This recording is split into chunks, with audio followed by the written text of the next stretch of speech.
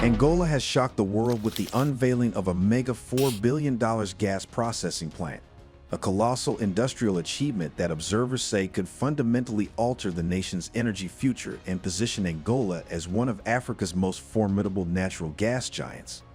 The inauguration of this monumental facility in Soyo has left analysts stunned not only because of its scale, but because Angola has boldly demonstrated that African nations can build world-class, technically complex, transformational energy infrastructures ahead of schedule.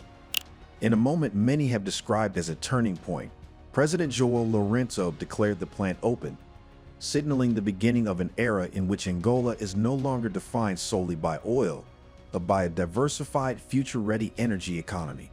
And the biggest question echoing across the continent is simple. If Angola can pull this off, who is next? Before we proceed, it is imperative to get some crucial context regarding why this new gas processing plant is a big deal and how it came into being. For years, Angola's energy landscape has been dominated by crude oil, the resource that built its economy, but also left it vulnerable to global price fluctuations. But beneath the surface lay another enormous wealth: natural gas, largely untapped, underutilized, and trapped behind outdated policies that made meaningful gas development almost impossible. That all changed in 2018 when Angola passed the landmark gas law, a revolutionary policy shift that finally created a modern, competitive, and investor-friendly legal environment for natural gas exploration and production. Officials have explained that this law effectively opened the floodgates for major gas projects, enabling the country to pursue gas not associated with oil for the first time. It established attractive fiscal terms, regulatory clarity, and long-term security that turned Angola into fertile ground for global energy players. Without this single piece of legislation, the gas processing plant in Soyo would have remained only a dream. Instead, the gas law became the springboard for one of the most ambitious natural gas projects in African history. Is this not proof that policy vision can unlock billions in opportunity for African nations when implemented with courage and clarity? What emerged from this legal reform is the New Gas Consortium, or NCG project, centered around a state-of-the-art plant that has now become Angola's second major gas facility and the first developed specifically to treat non-associated gas. Located in Soyo, one of the country's most strategically important energy hubs, the plant is designed to process an astonishing 400 million standard cubic feet of gas per day, a staggering volume by regional standards, along with 20,000 barrels of condensate destined for the Angola LNG plant. The gas fed into this facility comes from the Quiluma and Mabaquero offshore fields, marking a major milestone as these are Angola's first ever standalone gas fields developed independently of crude oil. The broader project includes 2 offshore platforms and a 50-kilometer transport system that ties the entire development into one integrated gas value chain. Even more impressive is the timeline. The facility was conceived, developed, and delivered in just 24 months, finishing 6 full months ahead of schedule, and finally commissioned in November 2025. In a region where infrastructure delays are common, how did Angola manage to deliver one of the most complex engineering projects in its history so efficiently? And what does this say about what Africa is truly capable of when governance, policy, and private investment align?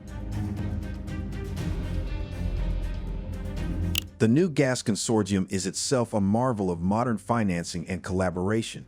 Built through a consortium-based model, the project brought together some of the world's most powerful energy entities, combining their financial muscle and technical expertise to deliver something that no single operator could have achieved alone. Azul Energy, the joint venture between Eni and BP, leads the consortium with a 37.4% stake, bringing decades of global gas experience. Chevron's Cabinda Gulf Oil Company holds 31%, adding another layer of technical competence from one of the world's most seasoned deep-water operators. Soyo, Angola's national oil company and crucial government partner, controls 19.8%, ensuring that the Angolan state remains central to the project's strategic oversight. Total Energies holds the remaining 11.8%, continuing its long-standing presence as one of Angola's most influential energy partners. Together, these companies financed the entire $4 billion project without external breakdowns disclosed, demonstrating the unprecedented confidence that global energy giants now have in Angola's gas future. But perhaps the biggest lesson here is not the money, it is the model. By building the right investment climate through the 2018 gas law, Angola has proven that Africa can attract massive private sector financing when the rules are clear, competitive, and investor-friendly. Should other African nations be studying this blueprint more closely? The benefits of this monumental project for Angola are far-reaching, transformational, and game-changing. First, the Soyo gas plant significantly reduces Angola's overwhelming dependence on crude oil, finally allowing the country to diversify its energy mix and safeguard itself from the volatility of international oil markets. With reliable gas production now secured, Angola can boost domestic power generation, supply industries with cleaner and cheaper fuel, and expand LNG exports, all of which strengthen long-term energy security. Officials have also noted that gas will now drive the growth of vital downstream industries such as petrochemicals, ammonia, and urea production, catalyzing industrialization and job creation while positioning Angola as a competitive manufacturing hub. The monetization of offshore gas resources also means more revenue, more foreign exchange stability, and more economic sovereignty. This is not merely an energy project. It is a nation-building engine designed to ignite industrial growth, stimulate agricultural productivity through fertilizer availability, and fast-track Angola's broader economic transformation.